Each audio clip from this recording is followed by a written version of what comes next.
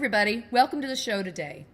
So, I've been thinking about a question recently, and the question is there such thing as rules about using a Ouija board or a talking board?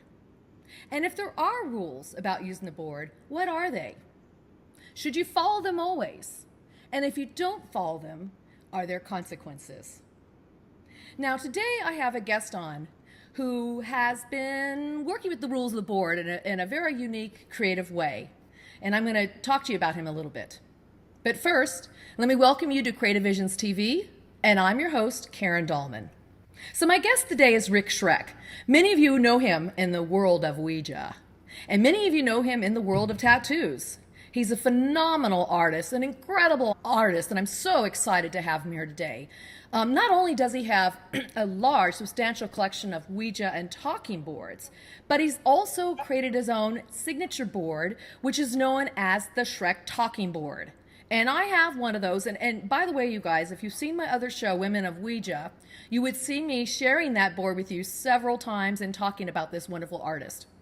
So, but later on, he also went on to create a new board called House of 1,000 Tattoos. Now, speaking of tattoos, Rick is an incredible tattoo artist, really well known, and has a great reputation for doing bold, colorful work on people's body parts. He is definitely creative in terms of his background as a comic illustrator, and then moving on in 1995 to a tattoo artistry. And he is the owner and the operator of a House of 1,000 Tattoos. So if you have a tattoo that has been poorly done, Rick can do the trick and fix it quick. He is known for that, and he also loves to work free-handedly. So what I'm excited to tell you about Rick is that he is going to be on the show with us today live from his tattoo parlor. Super cool, super cool, because he's got some neat, interesting things to show us and some really cool surprises. We're also going to talk to Rick about his beautiful artistic creations and what inspires him to create such things, to do the work that he does. And what is his obsession about the Ouija and talking boards really about? And of course, we're going to ask him about the rules of the board. So, stick around, sit back, and enjoy the show. And without further ado, I'd like to welcome Rick Schreck. Welcome, Rick. What's up, Karen? How you doing? You're doing That's a heck of an introduction. So happy to have you here today. Thank you for joining us. I think you have so much to share with the audience, and after this and through this interview and after, they're going to understand what exactly it is. So tell me, Rick, what's behind you on the wall there? What do you got going on? My favorite thing behind me is this head that I made. This did you see the movie 13 Ghosts, the remake? I saw the original old one. Not that one. There was a remake where it was really campy, but there was this guy, I think he was called the Jackal, and he had a cage on his head. He was trapped in this cage. That inspired me to do that Ouija board thing, because people always talk about how Ouija boards are a gateway or portals, and I figure if you put them all together and trap somebody's head in it, then it would haunt their head. Well, does it work? No. That's really beautiful art. Yeah, these are just a lot of overflow from my house because I ran out of room. So I started just to hang stuff in the tattoo shop. There's nothing really major crazy here. The pride of my whole collection, though, I don't know if you can see it right there in that hole, is the bullshit. That was used on Penn and Teller's episode of Bullshit with Robert Murch, Christian yes. You have the board. That's phenomenal. Yeah. Oh my gosh, you guys. Yeah, I remember that show when it came out. Yeah, I have the PLANCHETTE too. I got that by accident. I happened to buy that on eBay, and they found each other, those two pieces. It was pretty crazy.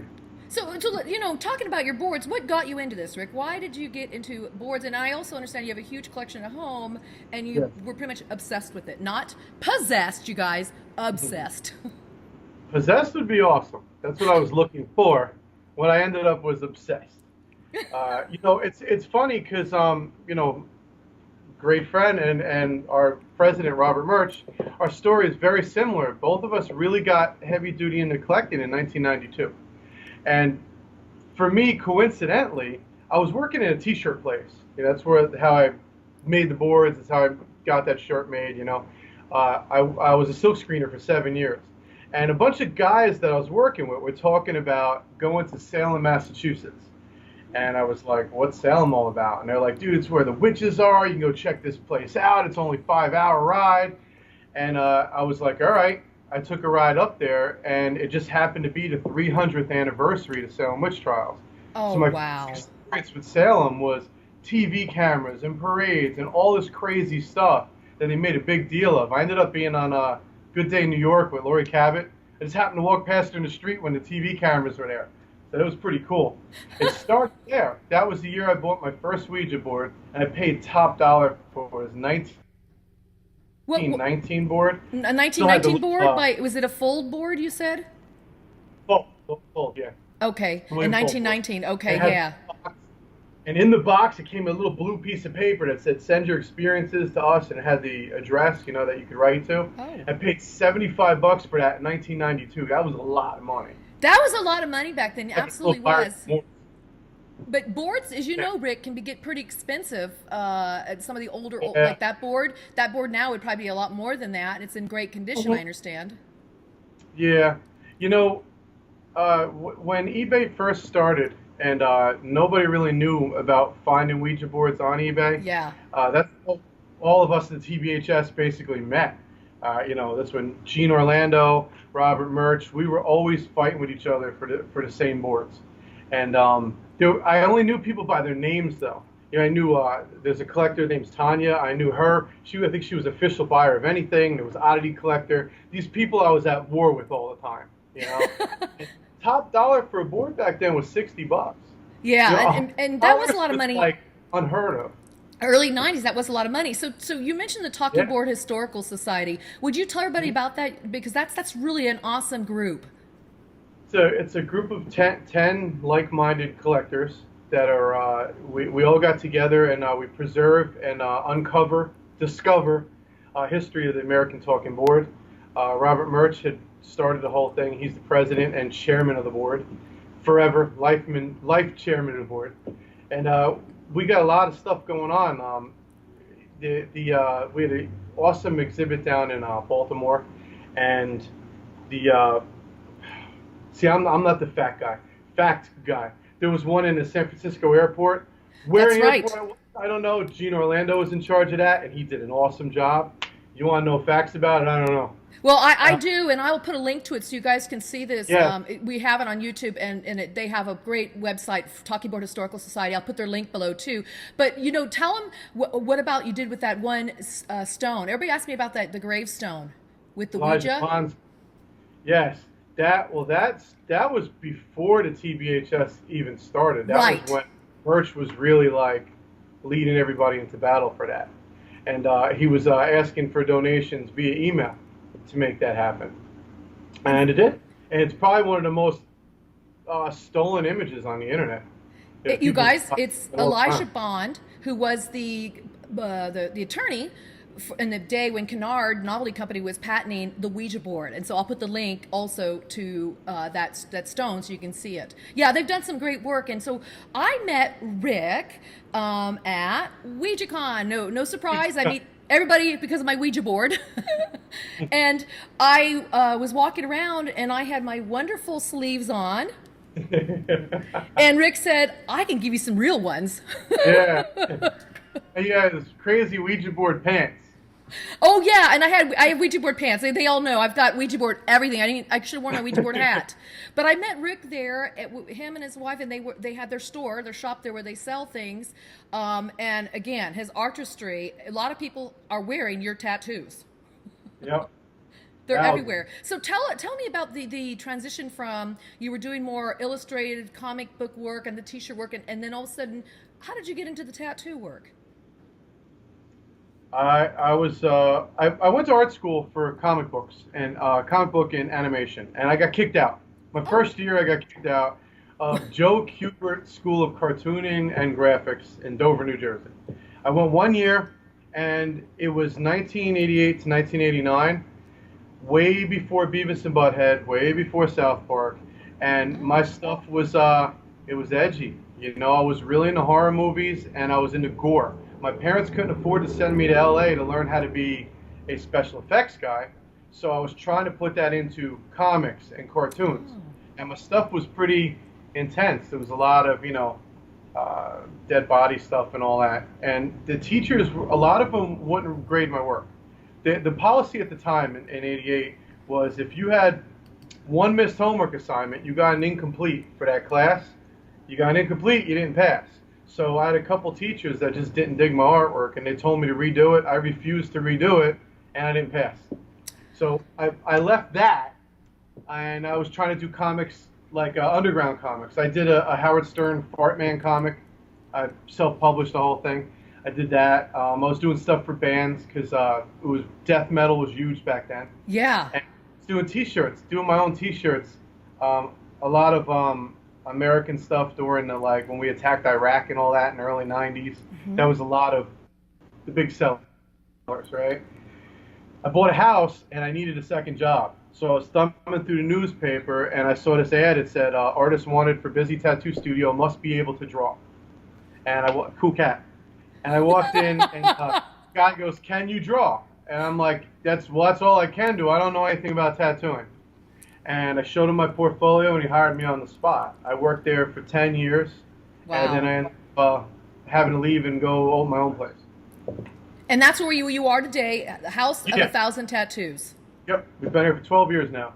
Wow, congratulations on that. That's awesome. And I understand you have a really busy practice. And by the way, you guys, we're very privileged because he shut down his store today to talk to us. But thank you for doing that. And so talking about the T-shirts, okay, and this gets into, you guys, the rules of the board. Look, I don't know if you can see this, but I'm wearing his T-shirt. And I've talked about it before. And so, Rick, what inspired you? What made you create this T-shirt, this fabulous T-shirt, which you guys can have as well?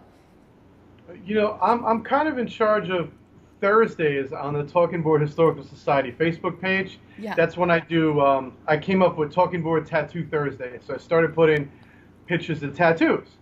But the submissions are pretty sparse. Not many people are sending stuff in. So I was trying to come up with ideas in between. Like I was drawing the members of TBHS as like garbage pail kids, but I called them talking board hoarder kids. And to throw on there, And one day I was like, why don't I just draw a thing of the rules, like the main rules that I remember off the top of my head. It's funny, without looking at the shirt right now, if you asked me which 6 I drew, I'd probably forget. I always forget. Well, okay, all right, so here we go. We got never use the board alone. Right. Never play in the graveyard. Never burn your board. I don't know why I say that. Never leave the planchette on the board, you guys. Never ask when will you die. And always say goodbye. Rick, come on. What do you think of these rules? Do you have to follow them? Should you follow them? And if you don't follow them, will there be consequences? I'll break them all on purpose to see what happens, except burning them, because I don't want to burn any of my boards. I say if you're going to burn boards, send them to us. We'll take them, right? Right. He and I, we'll take them. So if somebody doesn't say goodbye, what's going to happen? Is the portal to hell going to stay open? I don't know. I have no idea. Maybe you're supposed to get haunted. That would be cool. If it worked that way, then I would just do it all day long. I want them to come to my house. I want like Poltergeist. When we were little kids, Poltergeist came out, I wanted that.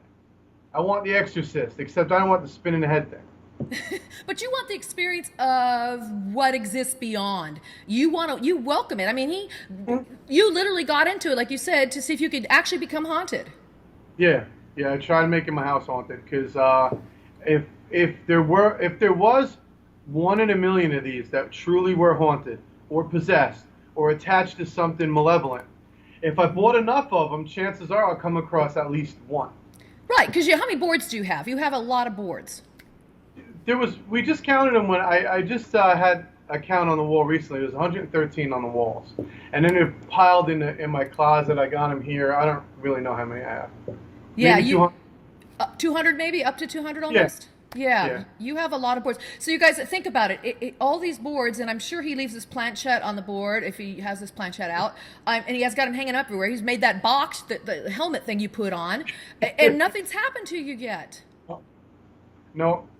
And what I'll show you in a little bit. I drive a 1989 Lincoln hearse, Ooh. and I figure, okay, there's been enough dead stuff in here. Maybe if I connected that whole hearse to a Ouija board, something would happen. So I made a board that it's a sliding table that goes in and out of the back of the hearse. And man, I'm waiting for something to talk to me while I'm driving. Nothing's happened yet. So, okay, the rules then. Let's get back to these rules and you created the beautiful artistry for it. And I love this shirt, you guys, and I wear it all the time because it's so beautiful to look at. Do you guys think I believe in the rules? And Rick, do you believe in them? No. Yeah, I don't either, you guys. I've left the planchette on the board. Rick, I've played in the graveyard many times. I mean, look, I make contact. I do communicate with various beings and sentient consciousness and energies and animals and people and all this stuff, spirits. But I've done it in the graveyard. I've left the planchette on. I always try to say goodbye just because I want to. No superstitious thing. You guys, we really need to bust through these myths that you have to follow certain protocol and rituals and beliefs and rules in order to get this tool to work. And also that it's going to be something negative and it's going to haunt you or you're going to become possessed. That's just all Hollywood and internet. And what do you think about that, Rick? It is. I think I'm not sure if it was Gene Orlando who first called it Ouijastitions. I think it was.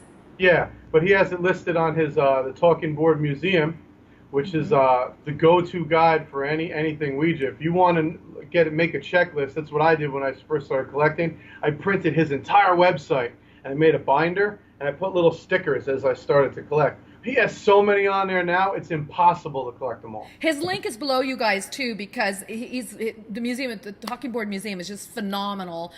We all love Gene, and Gene also releases some really good articles, and he's part of the Talking Board Historical Society. And Rick, you're vice president, is that right? Yes. Yeah, I'm vice president. Awesome. So that's another neat group, and I know they have a T-shirt there that they also sell. Rick's not the artist of that one, but one of the other members was the artist. You guys have a lot of really talented, creative, artistic people involved in the Talking Board Historical Society. It's amazing. And I feel so privileged and honored to know them, and I can say I'm friends with all of them. My lovely assistant's throwing me a shirt here. Oh, let's see. Come on over. This shirt was designed by Calvin Von Crush. Hold it up a little closer if you can. That's beautiful. Yeah, today, yes, Talking Board Historical Society. You can buy one of those too yourself and have it. I have one of those as well. Actually, I have two. I love them. So don't your assistants there have those shirts on? Do they want to come on and say hi to everybody? Come on. Here, sit. You sit. Hello. Hi. Well, tell everybody your names and who you are. Okay, my name is Winter. And my name is Samara, and we're the daughters of Rick. This is Rick's family. This is a great family. Now, I understand you guys do something really cool every year, and it has to do with zombies. Do you want to tell my audience about that? Oh, okay, go ahead. So every Thanksgiving, we dress up like zombies and put up zombie makeup, and we make this grand meal, and we sit at the table, and we light candles, have the lights out, and we eat like zombies, and we don't talk, we just eat with our hands, and we just act like dead. Yeah, we eat with our hands. We eat mashed potatoes with our fingers. She hates it. Well, I gotta tell you something. I've seen pictures of this, you guys. The last year you did it, it's hysterical. And you know what would inspire you guys to do that? Well, why did you start doing this? Because it's a boring holiday. So your inspiration in this case is to jazz up a holiday and make it something that nobody else would think of doing, probably. Probably, yeah. Now, I also heard at Easter you did something really interesting. Was it Easter, Rick, you told me, where you did something? Yeah. What was that? Okay, so for Easter, what we did is we made the mistake of spray painting eggs, and then we made teams, and we had an egg fight. And because of the spray paint, the eggs hardened like 10 times more. Oh, so my that goodness. You know, we had an Easter egg fight, and we all wore like hazmat suits and bunny ears. It was like an insane thing. We spray painted. But we our got covered in hazmat bruises. We're all covered in bruises. and Eggs we are had hard. shields. One-time deal, man. Our brother had a glitter bomb tactic as well. Yeah. And so you guys aren't probably going to repeat that one again, are you? No. That wasn't too successful. But I got in the face and almost knocked me out. oh, geez, you guys. We see what is so cool. I want everybody to understand what is so cool about Rick and his family is they're all creative and they're willing to just do fun things outside the box, things that are not, you know, what you would call stereotypical normal. I mean, who's normal anyway? But just fun things that make them laugh. I mean, look at you laugh there. You guys enjoy that stuff, don't you? Yeah, Oh, definitely. No, what else do you guys do that you think is pretty creative and fun? Well, I arm knit, so I don't know anything about using needles or knitting needles. I also crochet, and yeah, and then Mara. I do origami, which is Japanese paper folding. Oh yeah. And play a lot of sports, which is kind of normal, but You know. And then you have your zombie meals. Yes, of course. Zombie meal. Now, I think you guys have a surprise for us today. You're going to show us the fabulous 1989 hearse. Yeah, we'll show you hers. Check this out, you guys. We're actually going to walk out there. But hopefully we don't get disconnected. And if we do, we'll just fix it. Okay, all right. Follow me. Oh, here, let me give you another look at some of this stuff. Can you see this better? Oh, yeah. We can see the stuff on the wall. Oh, yeah. Oh, yeah. Recognize the boards.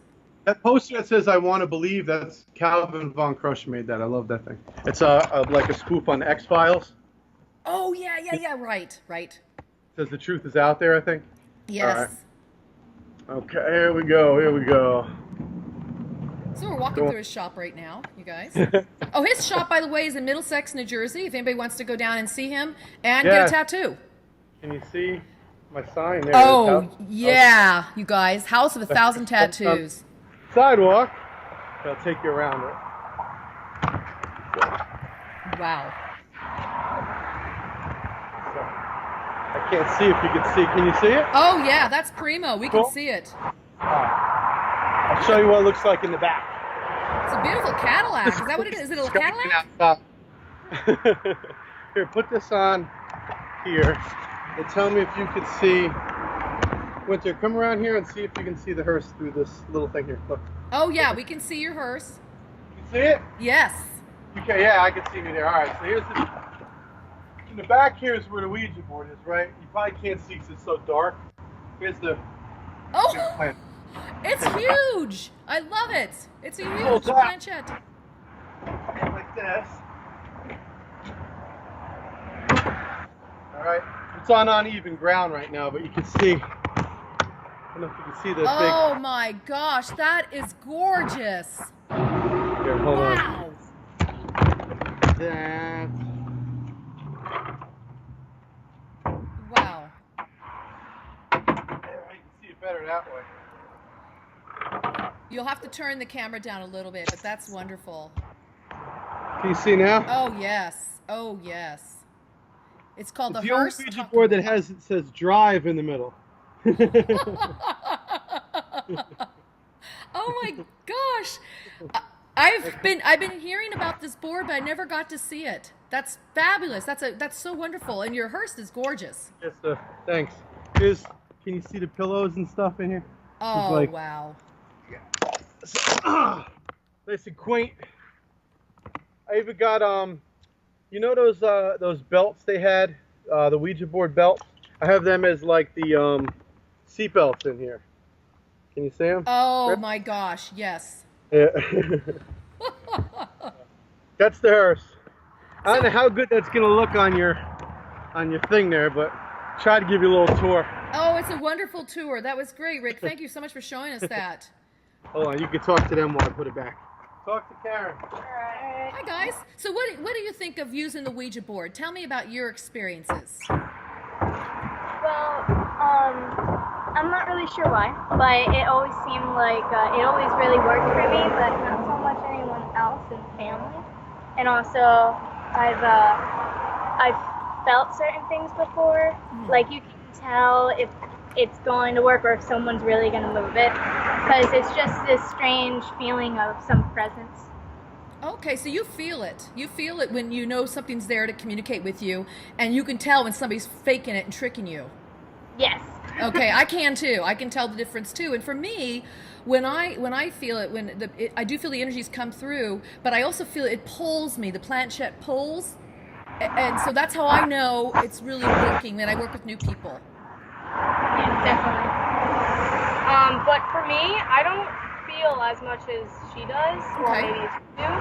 But when I was really little, when I was like a newborn baby, my dad had a Ouija board, and he like wrapped me in a blanket, and they took a picture of me like sitting on it, and I was about the length of it. So That I was like, your really your little. birth announcement. Yeah. I So- love it. I don't feel much when I'm playing with the Ouija board.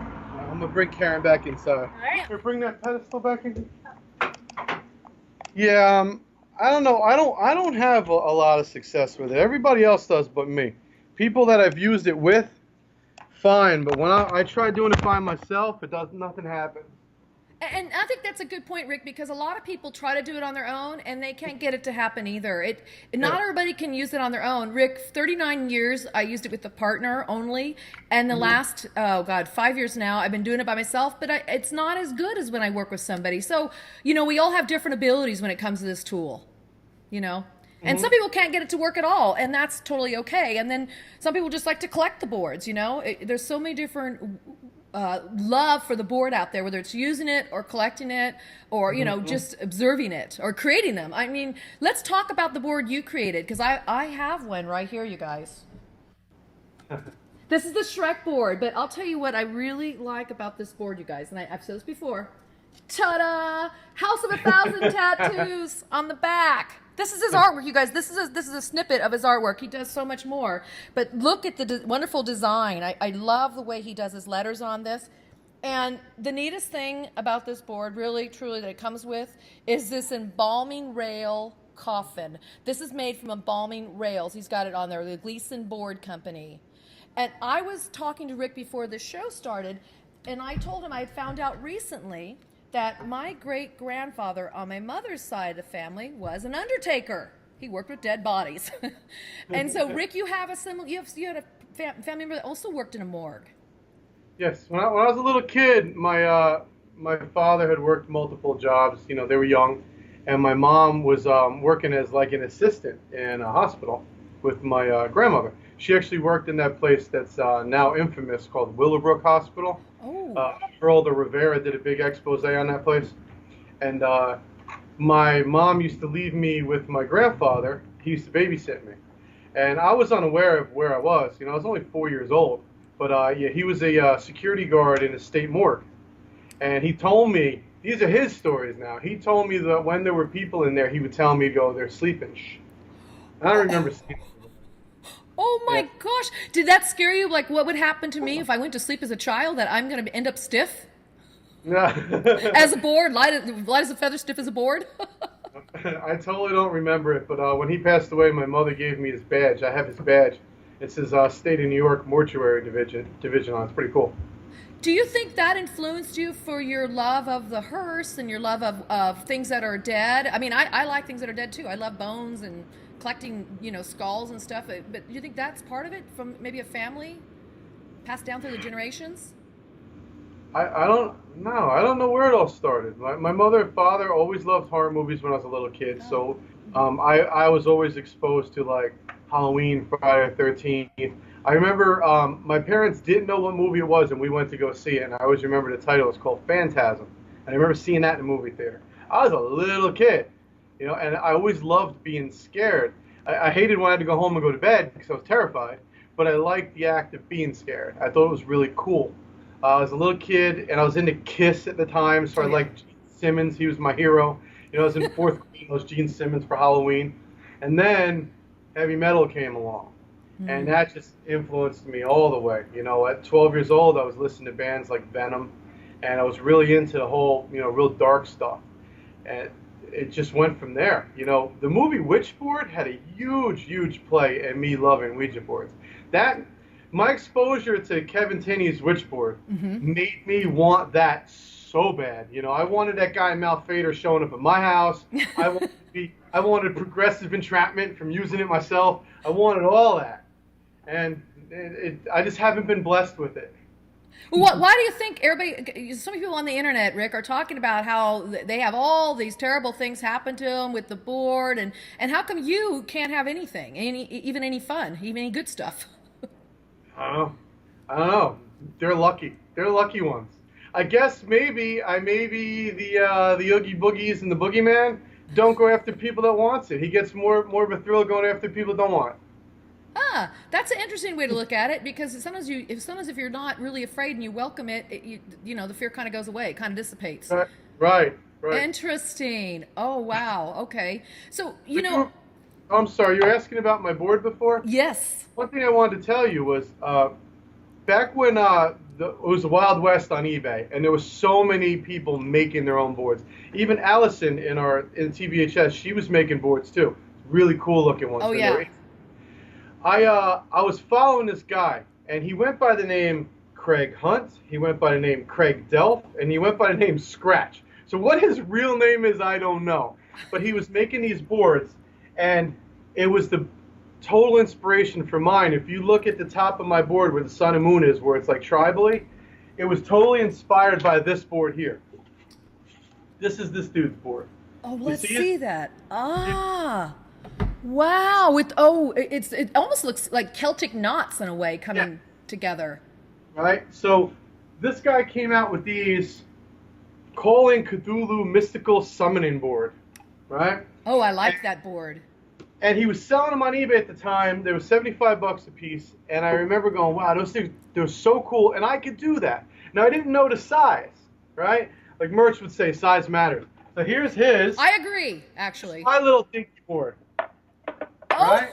Wow, yours is so much smaller. But I can tell you, this works like a charm. I've used it many times with this. It works like a charm.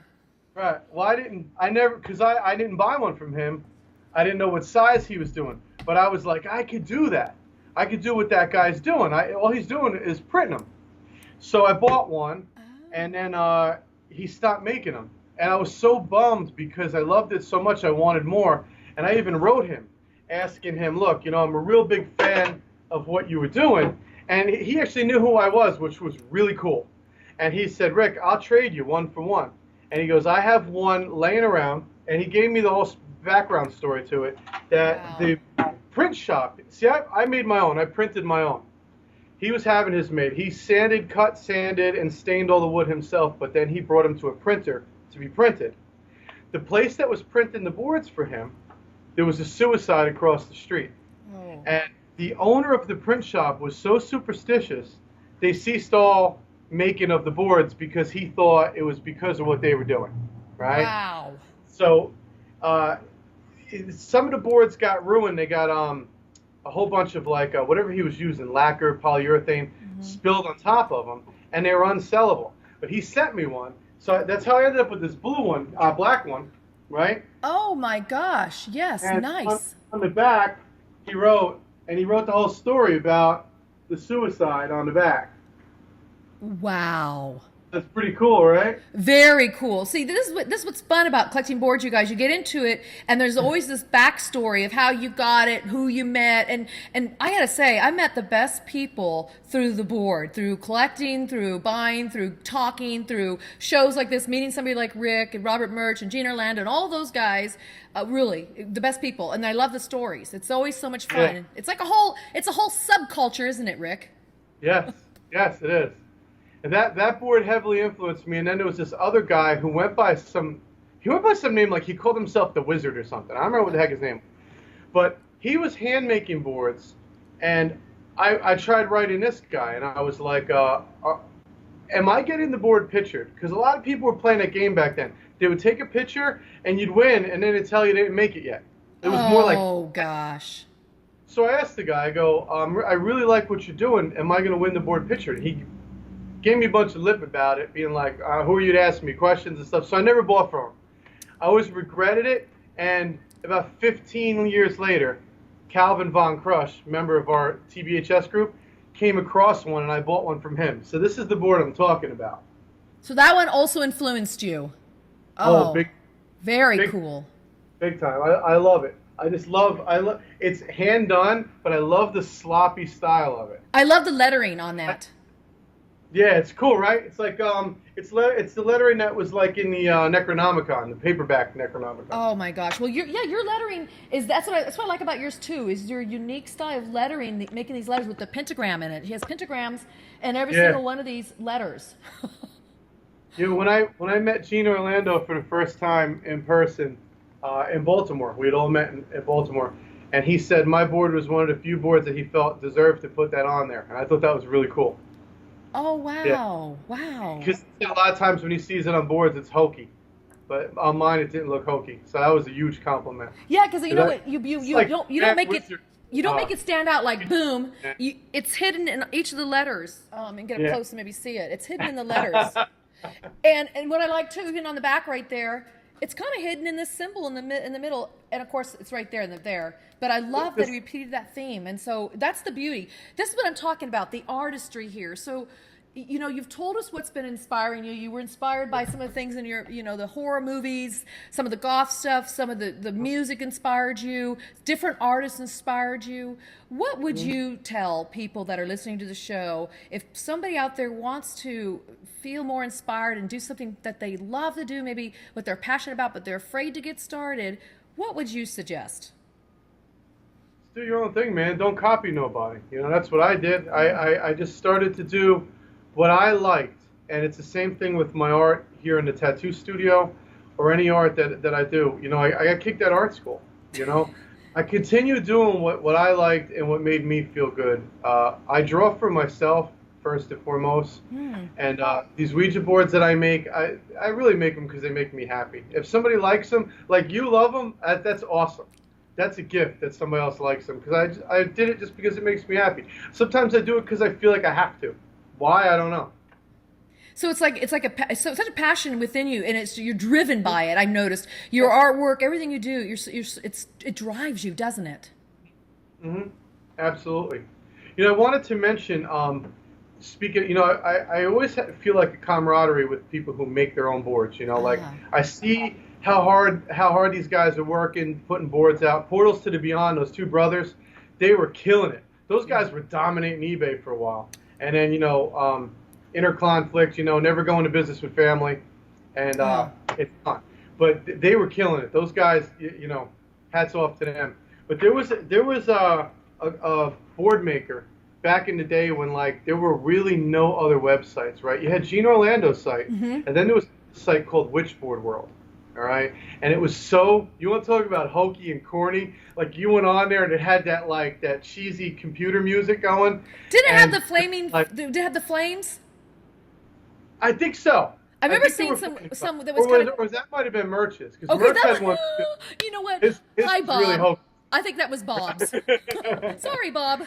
He knows it was hokey. His website, by the way, is williamfull.com. His link's below, and you're going to want to go learn everything about the Ouija board from him. But back to what you were saying about this hokey website. Yeah, so it's called Witchboard World, and he used to always have my collection, and I'm like, I already got as many as that guy, and I kept, like, I was competing with him. He didn't even know who I was, and I'm competing with this dude, and I would constantly look to see if he updated it, which he never did. And he was selling these boards, which were like replicas of the movie Witchboard, the board. And I was looking at him up close, and I go, it almost looks like he's drawing those with Sharpie, right? But he was selling so many. And he ended up becoming part of our the Ouija collector group on Facebook when that all started. And I became friends with him online, and he was a great dude, awesome sense of humor.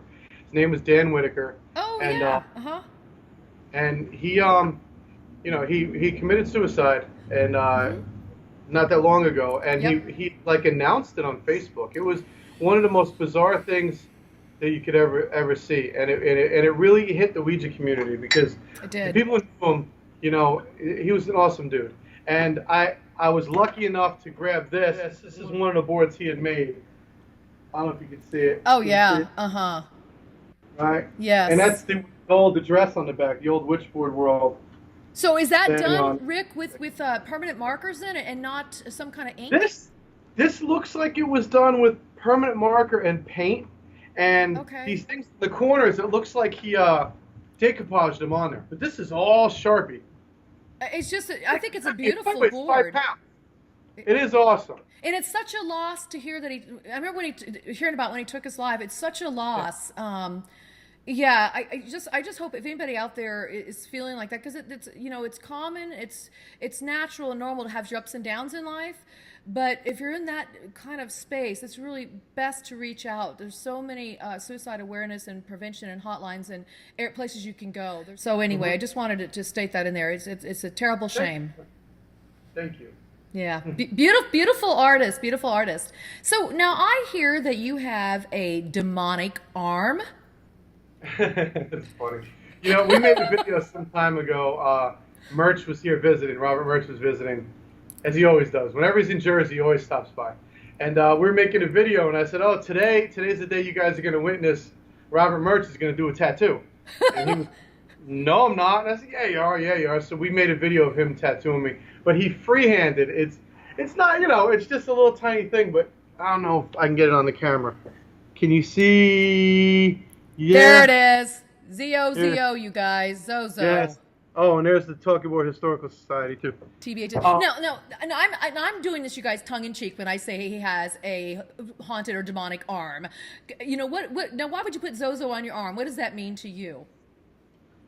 Look, my tattoos are ridiculous. Jill, the co-owner, my friend that owns this place with me, we play tic-tac-toe on each other with tattoo machines. So, I'll throw anything on me. And I wanted something funny that was trendy. And I said, hey, just write that, because, how bad could it be? It's 2 letters. He just had to do it twice. What does it mean to me? Yeah. Nothing. Nothing. I think it's like the newest internet sensation, like Charlie, Charlie, where are you? Or are you here? Whatever the hell that is. There's no Zozo, man. If people are scared of it or whatever, look into your history of the Ouija boards, and it doesn't go back very far. It's an internet sensation. So there you have it, you guys. You're probably gonna hate me for saying that, but we all have our opinions. Yeah, and we're all welcome to have our opinions, and I appreciate that. And you just really need to look at where it started. But there's such hype out there about the board, such negative connotations and stereotypes and stigmas. And, Rick's experienced that a lot in his life. I've experienced it a lot in life. We have that in common. And that really, with this shirt, like the shirt he made, with the boards he collects, with the fun he has with his artwork, and me and the boards I have, and loving to wear my Ouija apparel, my pants, my shirts, my hats, my jewelry.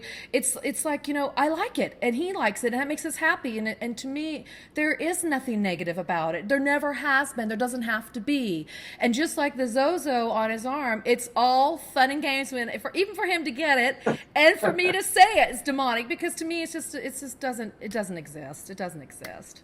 Yeah. So, but you have some beautiful tattoos. You're pretty much you're tatted everywhere. He has real sleeves. You guys. I had a few. He's got a few. So yeah, if you guys want a tattoo, you can always come down and see Rick at his shop in Middlesex, New Jersey, as we mentioned before. Rick, named after House of 1,000 Corpses. Come see, and seriously, come see his museum. He's starting his talking board museum behind him, and come see all of his artifacts he has on his walls. It's really quite incredible. Rick, this show is always about inspiring people. Again, it's about living our passions, and also breaking through, as we mentioned earlier, about some of the mysteries and myths that are out there around the board or around the unseen dimensions.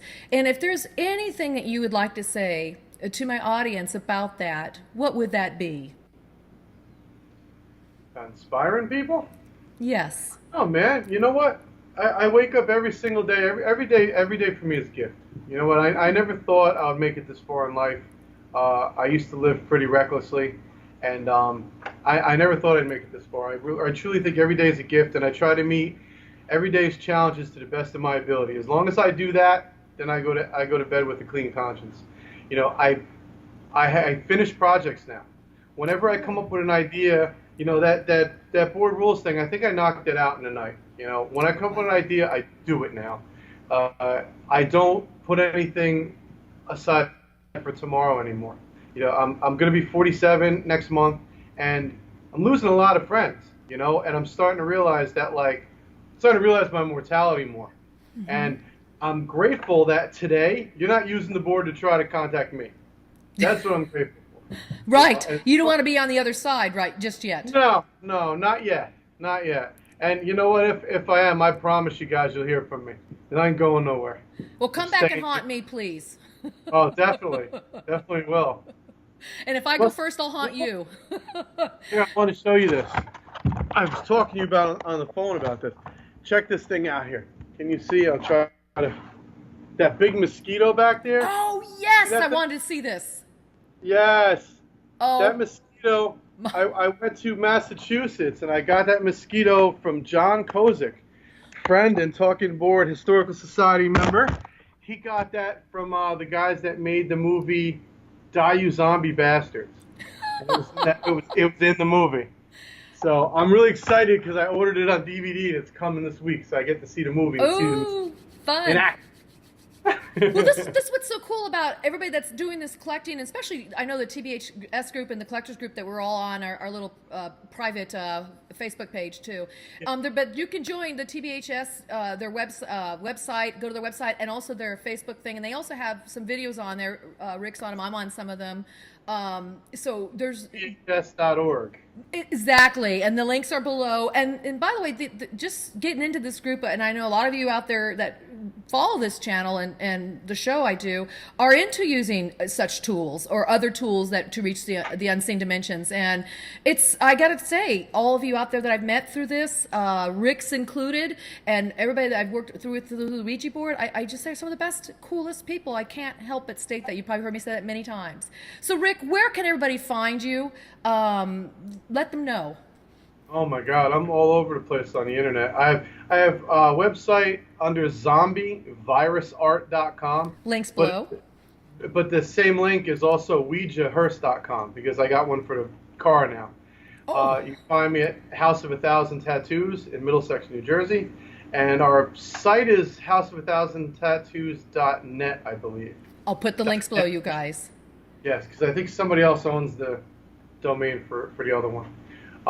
One thing I wanted to say, this is really important, that came to mind. Any ridiculous comments or anything I say does not reflect the TBHS, and they don't necessarily agree with everything I say. So any of my stupidity, don't take it out on them. Only come after me. Yeah, you guys, and on this show, that's right. These are all just opinions. They're just my opinions. They're just our guests' opinions. And everybody, we want you to make your own opinions. So, Rick, it has been a blessing, a very interesting, exciting show today, and fun because we got to walk around and see your hearse. So thank you so much for being with us today. Thank you. It was awesome. You're very welcome. So there you have it, guys. You just met a real creative person who took everything in his life that he enjoyed, that he's passionate about, and allowed that to come out through him in his different ways that he expresses it. Whether it's creating the board rules t-shirt, whether it's creating his own boards, whether it's creating his beautiful artistic creations such as his Ouija board in the hearse, or just filling his walls with what he loves. The important thing here to think about, you guys, is do what you love and you will be rewarded immensely. And every day is a gift. We thank Rick again. And thank you guys. This was Creative Visions TV, and I'm your host, Karen Dahlman, and I'll see you real soon.